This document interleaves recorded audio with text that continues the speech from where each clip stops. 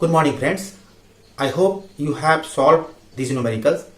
Either you have solved or not, at least you have attempted the numericals of control system tutorial part 1. If you have solved this or if you have just attempted and you are not able to solve this, in both these cases, go through this solution part, note down each and every steps of this solution. You will come to learn various new concepts. I hope so. And I hope you will find these solutions useful. So in our first question, we were asked to show root locus for a given system with transfer function gs is equal to k multiplied by s plus 1 divided by s into s minus 1 with a unity feedback is a circle with center minus 1 0 and radius root 2. So for such type of question, the best approach is to apply angle condition.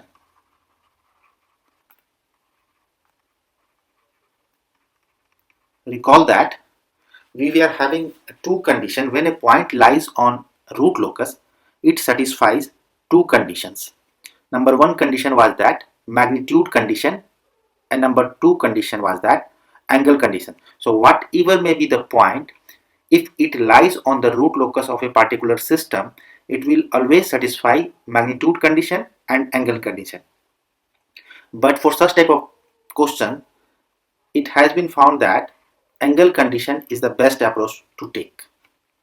So here we are having gs hs is equal to k into s plus 1 divided by s into s minus 1. That is multiplied by 1 because the feedback was unity.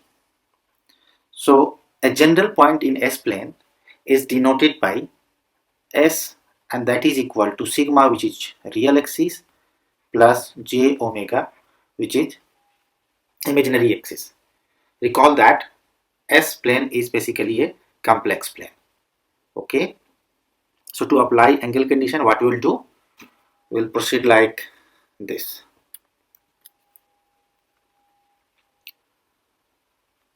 So we will take the angle like gs hs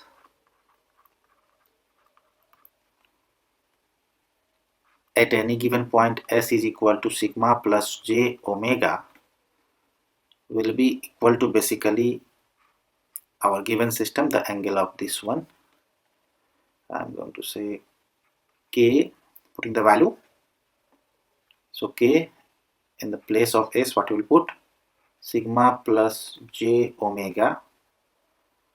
It was s plus 1, so plus 1 divided by this sigma plus j omega multiplied by, it was s minus 1, right? So we are going to rearrange it. Sigma minus 1 plus j omega. Clear? And the angle condition says the angle should be equal to 180 degree. Clear? So how will take the angle? The angle of this will be given by further tan inverse imaginary part of the numerator divided by, here imaginary part is j omega and real part is sigma plus 1. And since k is a real number, it is again, so it will have angle of 0, so we are not including that part. So it will be equal to omega divided by sigma plus 1. Okay, this is in denominator, so it will come with minus sign. So similarly, tan inverse, for this part we are calculating this part, so imaginary part will be equal to omega divided by sigma. Once again, it is in multiplication, but finally in the whole expression it is in the denominator. That's why we will have tan inverse. What is the imaginary part? Imaginary part is this one, j omega, and real part is sigma minus 1. So imaginary part is omega divided by sigma minus 1, this whole thing, and that will be equal to 180 degree. Clear? Okay. So we need to solve it further. So we are going to rearrange it. We are going to take this particular term into the RHS side. So what you will get, this will imply that it has implied further. This will imply that tan inverse omega divided by sigma plus 1 minus this term minus tan inverse omega divided by sigma minus 1, that will be equal to what? 180 degree plus, this minus term will become plus here, tan inverse omega by sigma. Clear? Now what we'll do, we'll take the tangents both sides, right? So taking tangents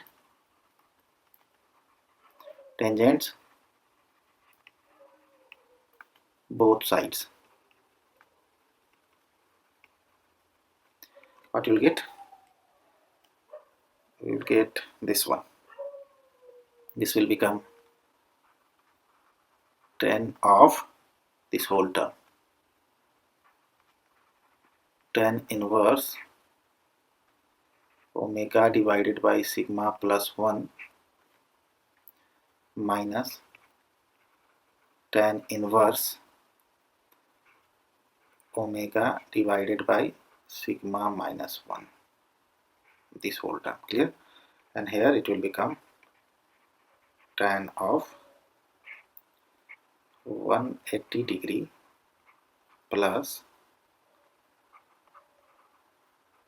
tan inverse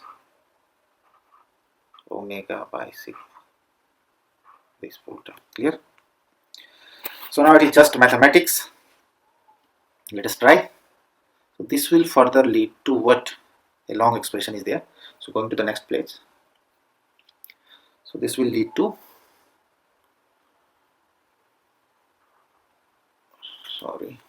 this will lead to, we'll have omega divided by sigma plus 1 minus omega divided by sigma minus 1 whole divided by, what is the formula? Tan of a minus b is equal to tan a minus tan b divided by 1 plus tan a into tan b. Clear? So here a is what? Tan inverse something, b is what? Tan inverse something. So same formula we are trying to apply. So that will become 1 plus omega square divided by sigma square minus 1, and this side it will become tan 180 plus tan of tan inverse omega by sigma, and this divided by 1 minus tan, let us use parenthesis here, tan 180 degree multiplied by tan of tan inverse omega by sigma. Clear? But what we know? We know that tan 180 is 0. So this tan at 180 is 0. So this whole term will become, equal to 0. So what will left? So this will lead to omega. Further we are trying to solve it. Sigma minus 1 minus sigma minus 1, right? And this will become what? Something like a minus b, a plus b into a minus b. And sigma plus 1 multiplied by sigma minus 1 will become sigma square minus 1 square. 1 square is 1, right? This is the numerator part, and the denominator part will be sigma square minus 1 plus omega square divided by sigma square minus 1 square, means sigma square minus 1 square is sigma square minus 1. Clear? So this will be cancelled by this, and this whole term from numerator will be cancelled by this whole term from denominator. And here we are left with just tan of tan inverse omega by sigma divided by 1, means it will just simplify to omega by sigma. Clear? Further, what we can cancel? We can cancel this omega with this omega. So it has been simplified further into what? So minus 2 divided by sigma square minus 1 plus omega square, that is equal to 1 by sigma. What we can do? We will try to solve it further. So this will imply minus 2 sigma, means doing the cross multiplication, right? Minus 2 sigma, that will be equal to sigma square minus 1 plus omega square. Clear? Simplifying it further, we are trying to simplify it further. Okay, so taking whole the term left hand side, what you will have? We will have sigma square plus 2 sigma minus 1 plus omega square, that is equal to 0. What we can say about it? Is something is visible to you? No. If it is not visible, let us simplify it further. So we'll have sigma square plus omega square plus 2 sigma minus 1, that is equal to 0. Can you say something about it? Can you look equation of circle in this particular equation? No. If you have forgotten, let us try to recall it here. Right? Here we are going to recall it. The general equation for circle, right? The general equation for circle is given by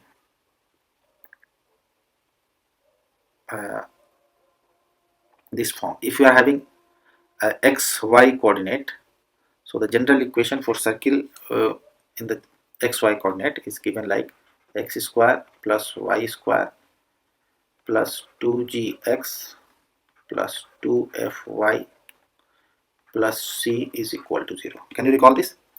And in this particular equation, if you recall your class 12, you will have the center c is equal to minus g comma minus f, right? Means x coordinate is minus g and y coordinate is minus f, and radius is equal to what? Root under g square plus f square minus c is the radius. Clear?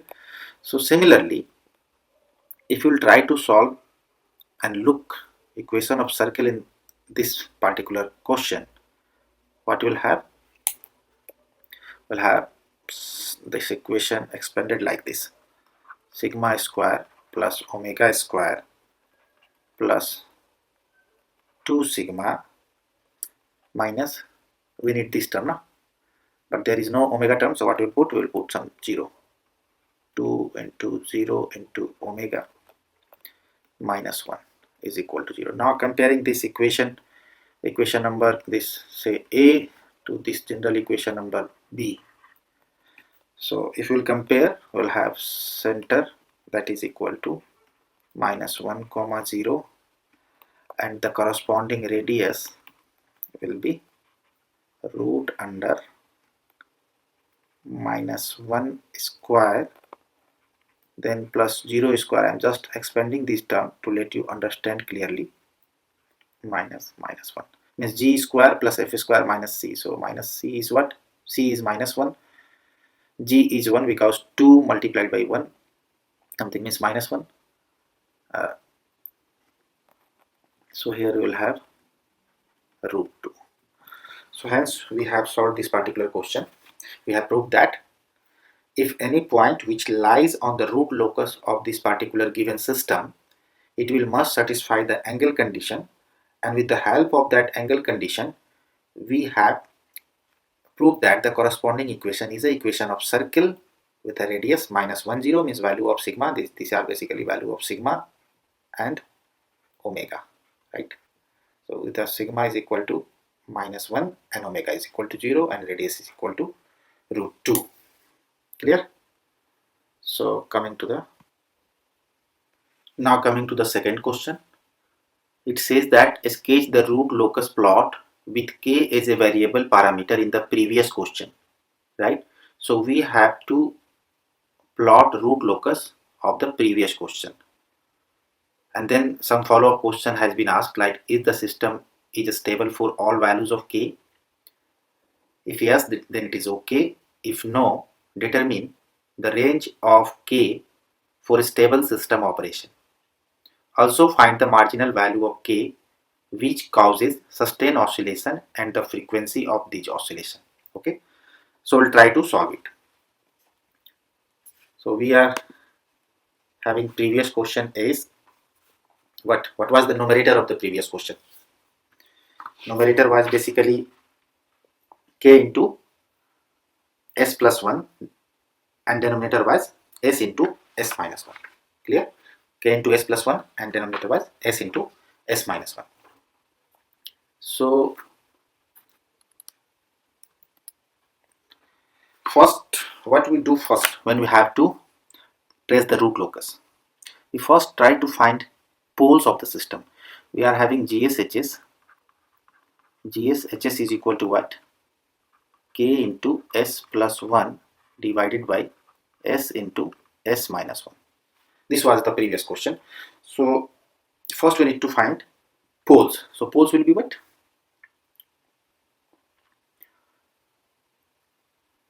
Poles means if you will put the denominator part equal to 0, then it will give poles.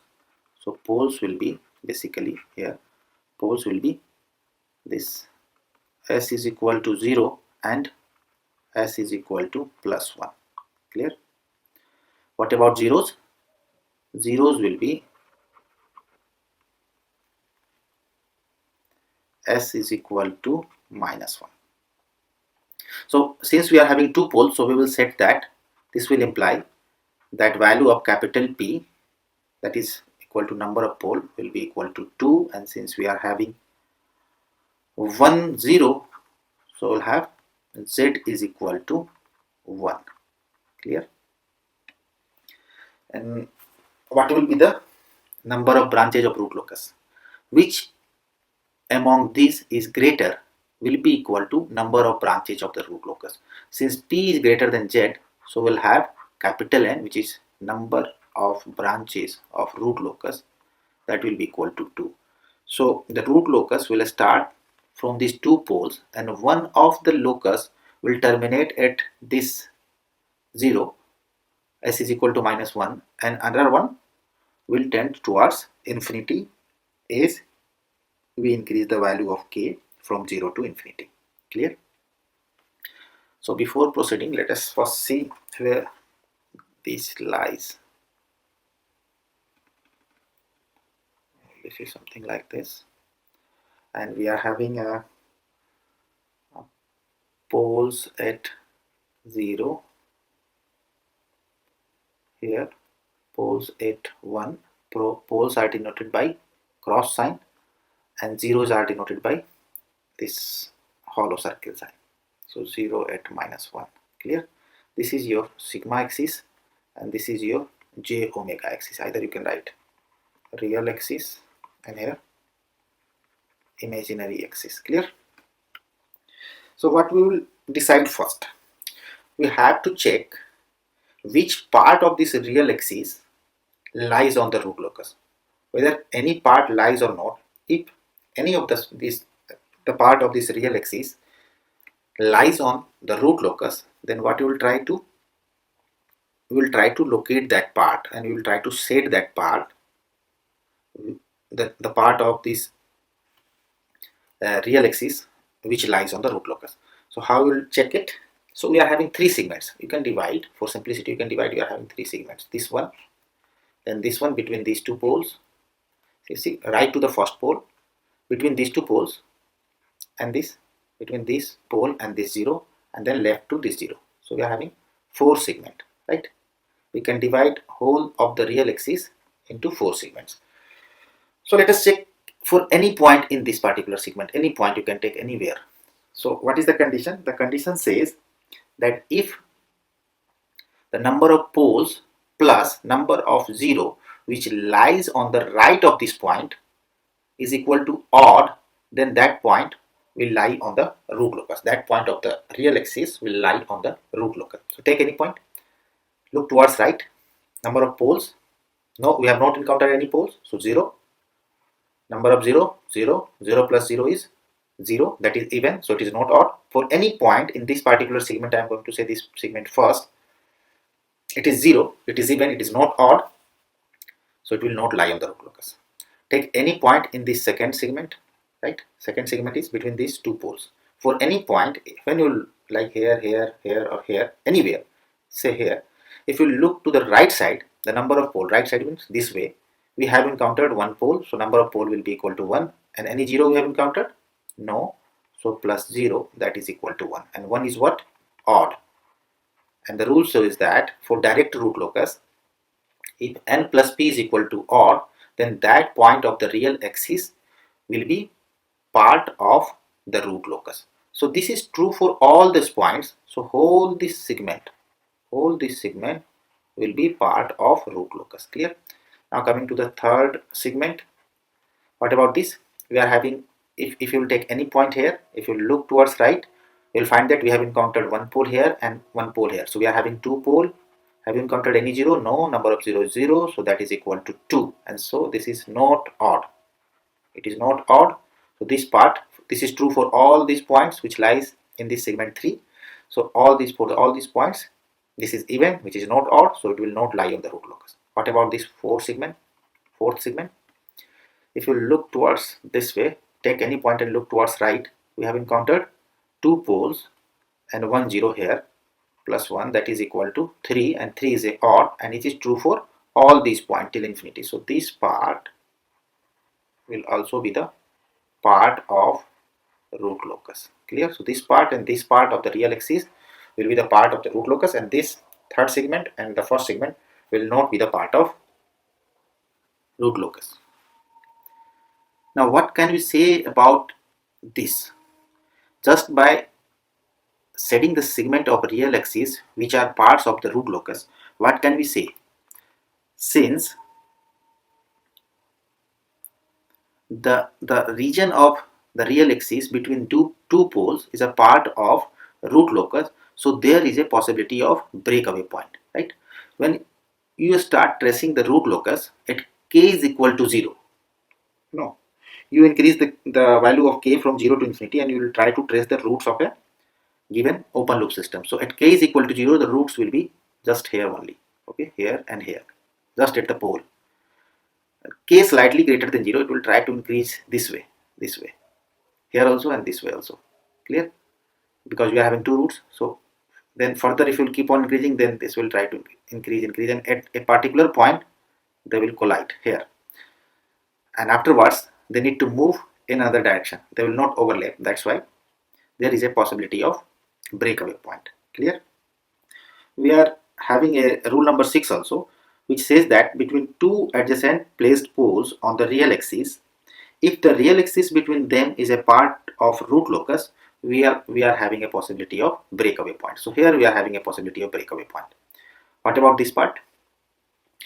Another portion of this rule also says that if there is a 0 on the real axis, okay, there is a 0 on the real axis, so, and to the left half of that 0, this portion of that 0, there is no pole or 0 existing on the real axis, and complete real axis to the left of this 0 is a part of the root locus, then there exists minimum 1 breakaway point to the left of that 0. Clear? So if there is a 0, okay, there is a 0, and whole the left part of the real axis is part of root locus, and there is no any pole or 0 in this way, right? So there is a possibility of either breakaway or breaking point. See, I am not differentiating breakaway and breaking point. Breakaway point is like this. Suppose you are moving like this, and here you have come, then you need to go. This is a breakaway, shooting away from each other, right? And what about breaking? It will come from somewhere, it is inward, and then it will divert on the real axis. Clear? So this is break in and this is break away. For simplicity, we are not differentiating between break in and break away. We are just saying that break away point. Clear? So rule is same for both break in and break away. So since with the previous knowledge, you know that the portion of the real axis between two poles is a part of root locus. So there is a possibility of breakaway point somewhere in the region 2, and also with a similar argument, there is a possibility of break-in or breakaway point in the region 4. So let us try to find, is there any breakaway point? So what we do to find breakaway point? So sorry.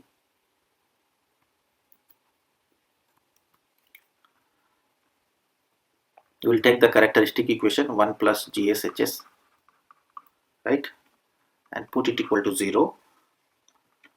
Then what we will have? We will have 1 plus K into S plus 1 divided by S into S minus 1, that is equal to 0. We'll take everything on other side, keeping that K alone in the left side. So what we're left with, K will be equal to minus S into S minus 1 divided by S plus 1.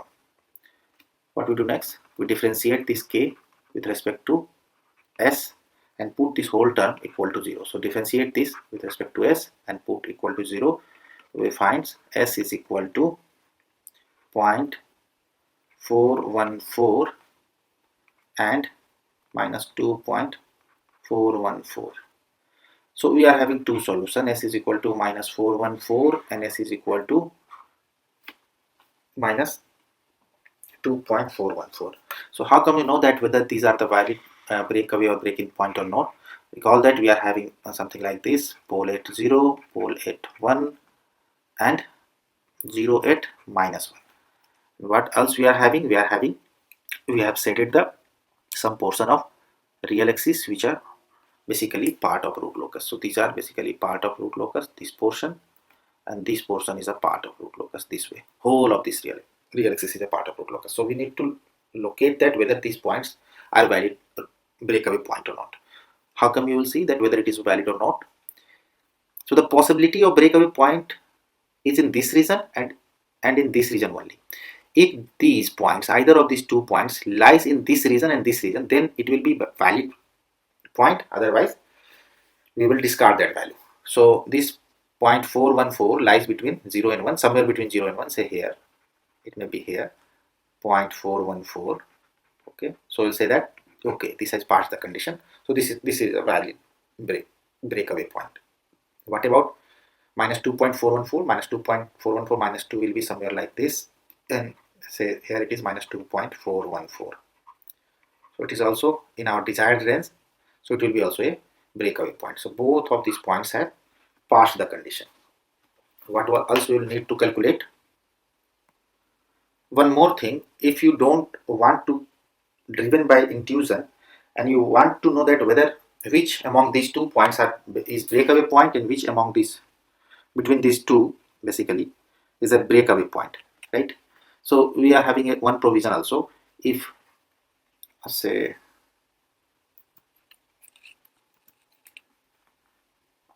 if d2k means double differentiation of this if you will differentiate this value further, right, at s is equal to sigma, and if it is less than 0, then the point is breaking point.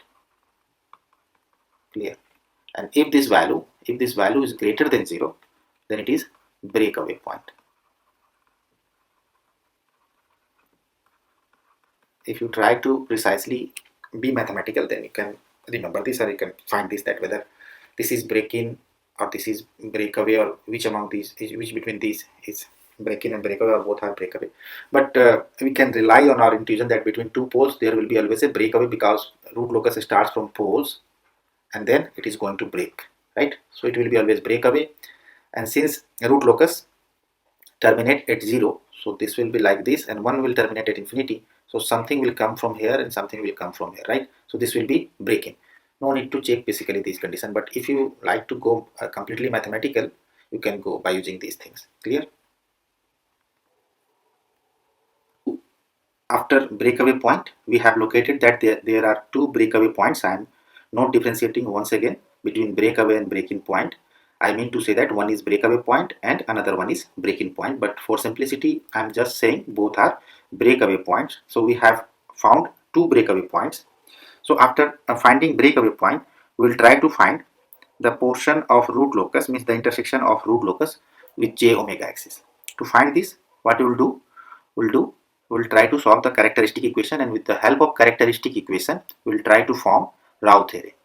So we are having characteristic equation like this: 1 plus GSHS, that is equal to 0, and this putting this value, you will have characteristic equation like s square plus k minus 1 multiplied by s plus k is equal to 0.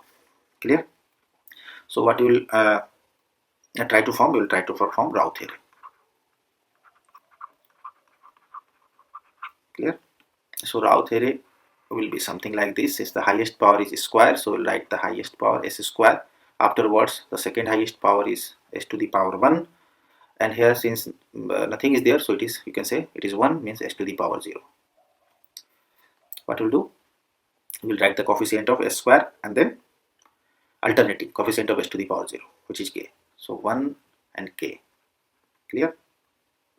Then coefficient of s, k minus 1, and here since nothing is there, so 0. What about this? All this cross multiplication thing, this way and this way divided by this first element, you will have k, and that is equal to 0. So you want to know the value of k for which the root locus of the given system intersect with j omega axis. So for this we need to seek for array of zeros. So you need to have 0 0 alwhere. So one way is that put the value of k is equal to 0, then you will have row of 0. But if you put the value of k is equal to 0, it means your gain is 0, and it means the root locus is still at sitting above that pole exactly, sitting on the pole exactly. It has not moved anywhere. It is not a locus, but it is just a point. So we can't put this k is equal to 0, rather we will put this k minus 1 is equal to 0. Clear? So if you will put this k minus 1 equal to 0, you will have a row of 0. Clear? So k minus 1 equal to 0, it gives you k is equal to 1. So k is basically the value at which root locus intersect with the j omega axis. And if you will further increase the value of k, it will cross the j omega axis and it will go on either side, right? If it is on left side, it will go right side. If it is on right side, it will go left side. That's why we say this value of k is a k marginal. So k marginal is equal to 1. Now what we do, we try to find the point. We know that we have just found that for this value of k, means for k is equal to 1, the root locus is going to intersect with j omega axis. But at which point on j omega axis it is going to intersect? To find the point, we need to form auxiliary equation, right? So we will form the auxiliary equation with the equation which is just above the row of 0. We have just created row of 0 here, so we will try to form the auxiliary equation with this one, right? So auxiliary equation is a function of s, and that will be equal to, since this row is start with a square, so this will be the coefficient of this first term will be square, right? And we have taken the value of k is equal to k marginal. Now we know that k marginal, so this is k marginal. Clear? So this is your putting equal to 0 will give you the auxiliary equation. So we know the value of k marginal, so we'll have s square, and the value of k marginal is equal to 1, so it will go on this side and it will become minus 1. Clear? Leading to the value of s is equal to a root of minus 1, right? Plus minus. So this will lead to plus minus 1j. Clear?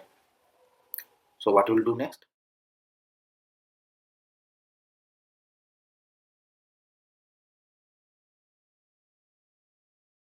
So we have just calculated the intersection of root locus with j omega axis, which is imaginary axis, is equal to plus minus 1j. We can also say this point is equal to plus minus omega j, because this is purely imaginary point. This lies on omega axis. Now we are going to trace the root locus. For this, I have shown these two axes, j omega axis and sigma axis. This is also known as real axis, and this one is imaginary axis. We have also located key points. What are the key points? Key points are the poles. So first pole is at at plus 1. Second is at origin 0, and 1 0 is at minus 1. Beyond that, we have also depicted two more points. Number one is a breakaway point which lies at s is equal to 0.414, and second one is break-in point which lies at minus 2.414.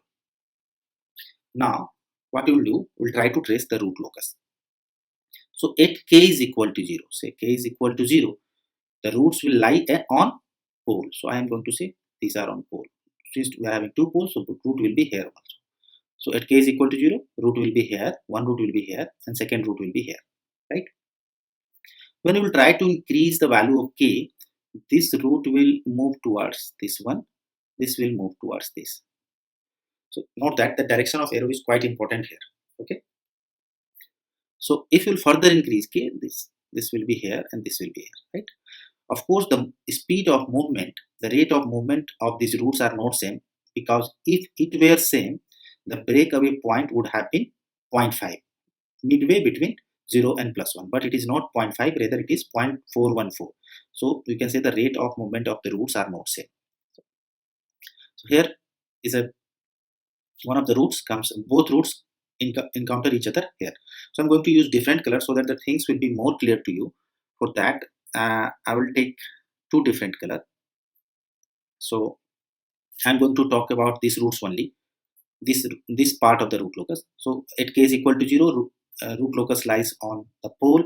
When you will increase the value of k, it will come to the breakaway point. When it encounters the breakaway point, this branch will say moves like this here, and I'm going to show the direction. The direction of arrow is quite important. I am again and again emphasizing that. And this point we have just calculated here is equal to what? Plus 1j. Okay, so this will keep on moving like this, this, and finally it will go here. Okay, so arrow. What will happen after that? When you will further increase the value of k, this will move towards this, and at k tends to infinity, or you can say that k is equal to infinity, this branch of the root locus will merge to minus 1. What will happen to the other branch? The other branch once again will start at one of other pole and say here, and this will, after breakaway point, it will move like this direction. Symmetrically it will keep on moving and will go to this point. So this switch, and this point is what we have calculated. The intersection point is minus 1j. Note that we need to show all key points on the root locus when you are tracing the graph. Also, after tracing the rough graph, you will draw this on the graph paper. So if you will keep on increasing here, what is the value of k? Initially the value of k was 0, so something k greater than 0, keep on increasing.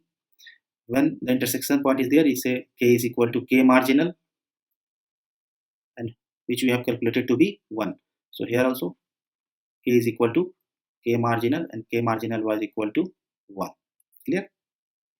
So if you increase the value of k further greater than k marginal, means if you keep on increasing the value of k greater than 1, the branch will keep on moving, and here, since both the two branches are merging towards each other, so this is break-in point, and after that if you will further increase the value, that red branch will go to one of the 0, that is at -1, but since there are two branch and only one 0, so other branch will move towards infinity. So a tends to infinity, this branch will also tends to infinity. So this completes your root locus. Please note that in the first question we were to prove that the root locus for this given system is a circle with a radius √2 and center -1, 0. So if you look at this point is basically -1, 0, right? And if you look at the radius, so calculate this value, -1 to -2.414. So it will become 1.414. 1.414 is what? √2. Here, this side also, since this breakaway point lies at 0.414, so here it is distance is 0.414 plus 1, 1.414. So this diagram also justifies our previous analytical solution. This is in a line with that previous solution, that the root locus is a circle. Though if you just try to trace this root locus, you may not, because this is a rough method, it is not just clear-cut method. The clear-cut root locus can be obtained only with the help of a software. It may be MATLAB or something else, but on the graph paper it is just an approximated graph, so you may or may not get this circle. Depending upon your diagram, you may have some oval shape, so it is not going to matter as far as root locus is concerned. We are mostly concerned about the key points, and key points are what? Key points are k marginal, breakaway point, location of open loop poles and open loop zeros, and then breakaway point and breaking point. So all these are the key points. Rather than that, the shape doesn't matter much as far as the manual tracing of the root locus is concerned. But you need to try to draw this root locus symmetrical to this sigma axis, right? As much as possible. Clear? So the question was that whether this particular root locus is this particular system is stable for all values of k. Whether it is stable? No, because we know that the system will be stable when the poles of the system lies in the left half of the S-plane, right? Root locus is basically what? If this is on this side, the system is stable, right? And if the poles are on this side, the system is unstable. So root locus are basically location of poles at a given value of k. So at k is equal to 0, the root locus is just sitting on the poles of the system. When you start to increase the value of k more than 0, so they starts moving towards each other. Then at breakaway point, they split it into these two direction, and at k is equal to 1, both these branches cross, means intersect with j omega axis. What does it mean? When you will increase the value of k further greater than equal to 1, the system will be on a stable side, right? The poles will lie on the stable side, so the poles will lie on the left side, so the system will become stable. And if you further decrease the value of k less than 1, the system will the poles will lie on right side, and the system will become unstable. That's why this value of k, which we have calculated for this particular system, is known as k marginal, which is 1 in this particular case, right? So we know that the value of k can be anything from 0 to 1. K can be from 0 to infinity, right? But as far as this system is concerned, the value of k when it is between 0 to 1, the system is unstable, right? The system is unstable. Why? Because the root locus lies in the right half of the S-plane. So what will happen when we will increase the value of k further greater than equal to 1? So when k greater than equal to 1 and of course less than equal to infinity, then the system will be in stable range. So system will become stable. So what can you say about the stable operation? We were asked to find the value of k for which the system becomes stable. Clear? So this is the required value of k. Another thing was also found, we were asked to find, was basically the sustained oscillation. Means if at k is equal to 1, the system will oscillate because it is neither stable nor unstable, and we were asked to find the value of this the frequency of this oscillation. Now I would like to refer this value. S is equal to j omega, and we have found that this point to be, the intersection point to be plus minus 1. So omega is basically what? Omega is equal to 1 for this. So this is the value of omega, 1 radian per second. The unit is also important. So this is the value of omega at which the system will oscillate. Clear? So this part is clear. Okay, if this part is clear, now coming to the second part. What second part says? The second part says, from the root locus plot, determine the value of k such that resulting system has a settling time of 4 seconds. Okay, here comes the interesting part. The resulting system, what does it mean? See, we draw the root locus for open loop system, but it is used to find the stability of closed loop system. So the resulting system will be basically closed loop system, and it says that the resulting system is having a settling time of 4 seconds. So first we need to have equation for resulting system. So resulting system Ts will be given by what? Gs divided by 1 plus GSHS.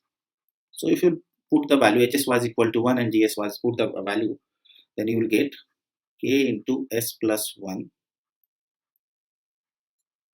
divided by S square plus K minus 1 S plus K. So what was the formula of settling time? Settling time Ts is equal to basically 4 tau, where tau was the time constant, and 4 tau is basically what? 1 upon zeta omega n. So you'll say this is 4 upon zeta omega n, and according to question it says that it should be equal to 4 seconds, and from this we can calculate zeta omega n equal to 1. Clear? So zeta omega n equal to 1. What it says further? So determine the value of k such that the resulting system has a settling time of 4 seconds. So by this information we were just able to find the value of zeta omega n, which is equal to 1. So how come you will be able to find the corresponding value of k such that the value of zeta omega n is equal to 1? Right? Are you getting the question? So you have to find the value of k. There can be different value of k from 0 to infinity, or if you are talking about the stable operation, it can be from 1 to infinity. So there can be various different value of k, and for which value of k the settling time will be equal to 4 seconds, and conversely the value of zeta omega n is equal to 1. Okay. So if you will recall one concept which I discussed, the movement of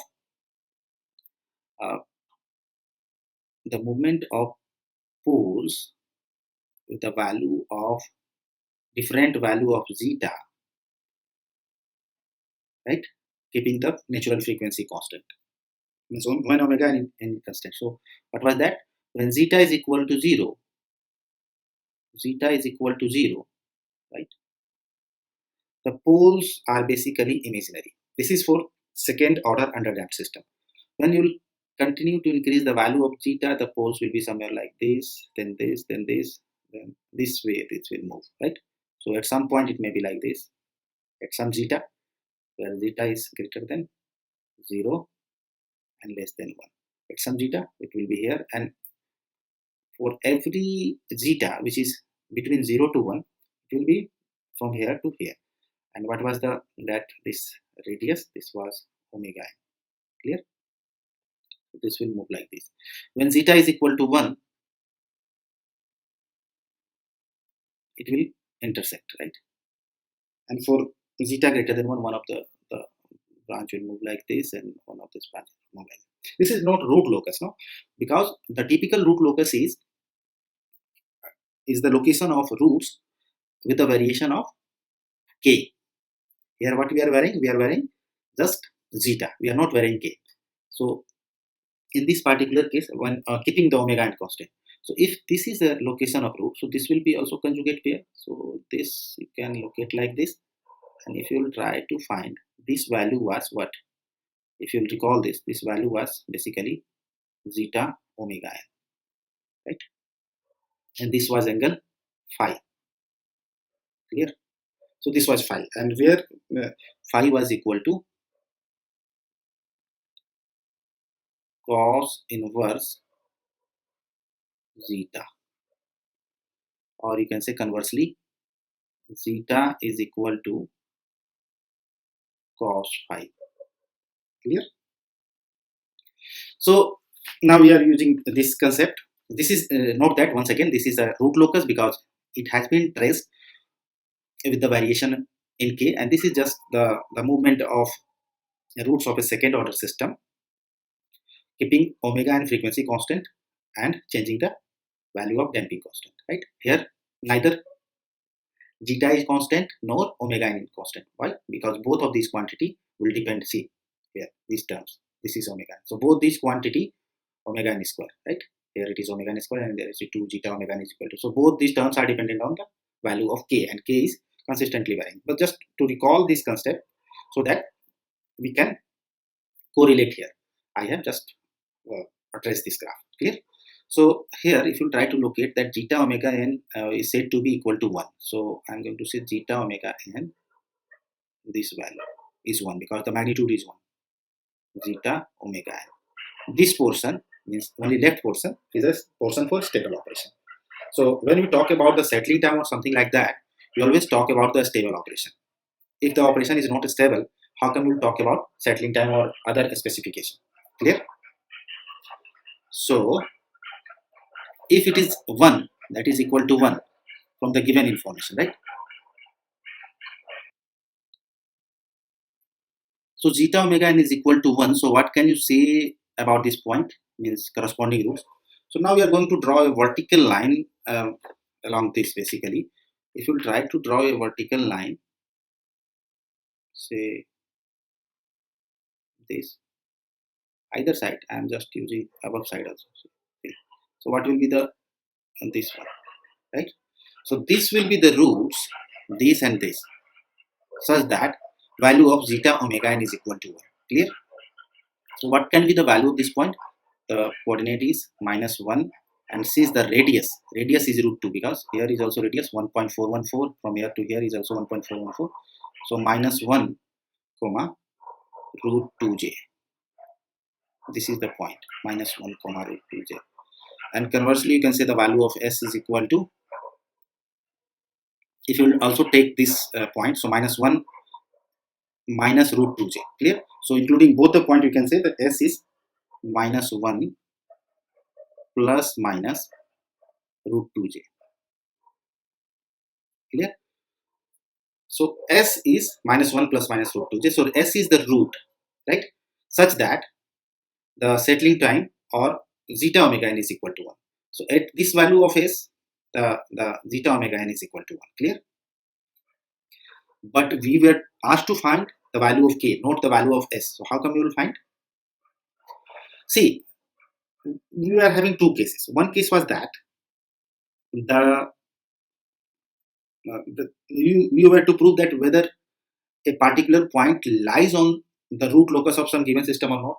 For that particular proof, what you used angle condition. Means if you have to find that whether a particular point lie on a given root locus or not, because there are infinite number of points in this S-plane. So whether it may be this point or it may be this and maybe this. Some of the point, only few points will lie on this root locus, while other points will not lie on the root locus. So how come you will prove that which among these points will lie on the root locus and which among these will not? So for that you have to apply angle condition, because it, as I said, it is easiest to prove.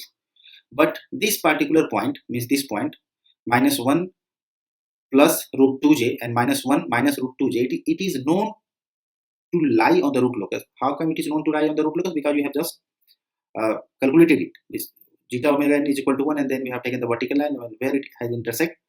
From this intersection, we have found that it is -1 plus root 2j and -1 minus root 2j. So this point is known to be lie on the root locus. It is known, right? But what will be the value of k at this point? If somebody is going to say s is equal to -1 j, and s is equal to plus minus 1j, what will be the value of k? So the value of k is 1 because we have calculated at k marginal, this point is minus 1 plus minus 1j. So conversely, if I'm going to say s is equal to minus 1 plus 2j here and here, what will be the value of k? Of course, it will be greater than 1, but what exactly is the value of k? So if a particular point is known to lie on the root locus and you were asked to find the value of gain k at that particular point, what you will do, you will apply a magnitude condition. We were having two conditions. One was angle condition and second one was magnitude condition. So apply angle condition to prove whether a particular point lie on the root locus of a given system or not, and apply magnitude condition to find if a point is known to be lie on the root locus, and if you were to find the value of k, apply magnitude condition. So we are going to apply magnitude condition. Magnitude condition says that at any point on the root locus, the magnitude of open loop system will be equal to 1. What I mean to say? I mean to say k into GS HS and mod of this, right, at S is equal to minus 1. See, the value of k, because the root locus is symmetrical about sigma axis, so value of k will be same for these 2 points. So we can take either point. So I'm going to take this plus point. So minus 1 plus root 2j will be equal to 1. So put the value of GSHS. GSHS, it is known to you because HS was 1 and GS was given to you. Replace each S by this point. Take the mod and equate with equal to 1. So if you calculate it, you will find that the value of k will be equal to 3. Right? So this concludes the second part of this numerical number, this B part of the numerical number 2. I hope you found this numerical useful. If you have not solved it, or either you have solved or not solved it, go through it once again so that the concept is, each and every concept is clear to you. So we'll see the remaining numerical in the next session.